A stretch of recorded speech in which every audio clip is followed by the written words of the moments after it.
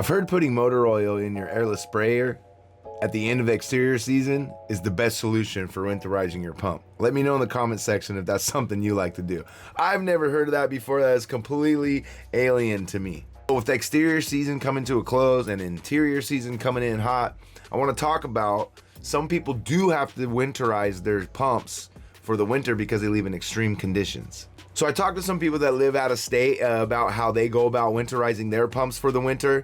I'm gonna tell you how they do theirs, and then I'm gonna also tell you how I like to do mine in California. So I'm gonna go over my way first since I live in California, because there's really not much to it. And at the very end, I'm gonna tell you the number one best way that I think for winterizing pumps, whether you live in a cold climate or just a regular sunny climate. So stick around to the end of the video. So for me, really, during the winter, storing the pump indoors is really enough. Just make sure you drain it out completely. I like to maybe just put in some mineral spirits, but if I'm being honest, most of the time I use the Graco pump armor. I bought a case of it a long time ago and I just have a bunch of that, and that's really been the best thing. It keeps all the packings and all the seals and everything inside of the pump, the inner guts and all the workings, nice and lubed up and without getting dry and cracked. That way when you come out for exterior season, you come in hot. I'll go ahead and link it down in the description below if you want to check that out. So some painters, I understand, have two different pumps. They have exterior pumps and interior pumps. Now if you have just one pump that you're using for inside and outside, obviously some of this is not going to really apply. But if you are using one pump before the exterior, before you go into the interior season, I recommend you give it a super good flushing. Flush it out as good as you can. Clean out all your filters and everything, because exterior paint's real chunky, and that's the time of year during the summer where you'll suck in some skins and it just causes you problems. So what I like to do when I used to only have one pump, I'd clean it out really well, and then I had different lines, different hoses and guns for my interior projects.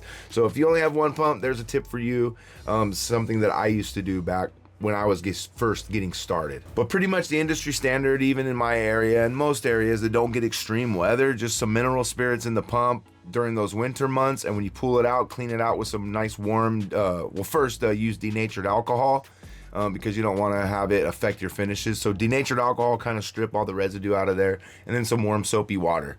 Before we get into the cold climate solutions, I want to thank today's sponsor, which is QuoteIQ. If you need help keeping up with customers or sending out estimates or collecting payments, sending invoices for free, check out QuoteIQ. It's in the App Store and the Google Play Store. Right now, you could try out any tier on the platform for $1 for 1 month by using my link in the top description, and I'll pin it in the comment. QuoteIQ has been great help for me sending out invoices and keeping up with the customers, and I think you'll like it too. So now we move on to the extreme climate and the solutions that I've heard from, I sourced a couple friends of mine that live in cold weather climate that are also painters, and they gave me some of their solutions for storing their pumps during the winter. So I'll go through some of the less extreme ones, and then I'll get into some of the more extreme ones, some of the clickbaity stuff, right?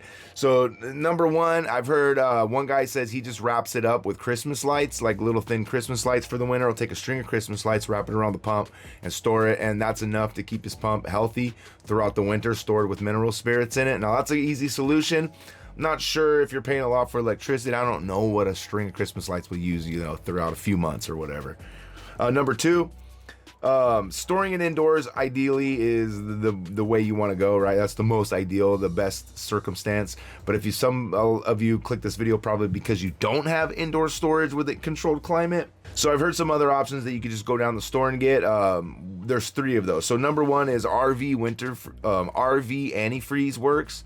I've heard also cold weather wiper fluid works. Now some people have also told me that that stuff does corrode your seals.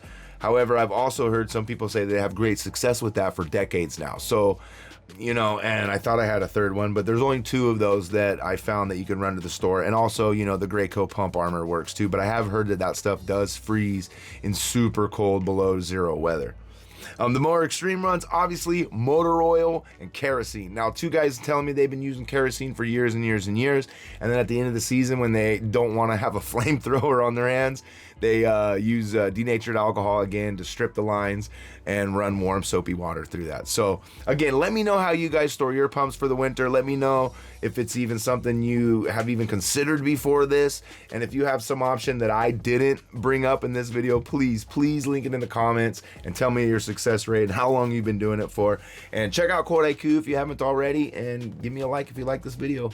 If you made it this far in the video, put flamethrower in the comment section and I'll hashtag you a real one. I'll see you guys in the next video. Peace.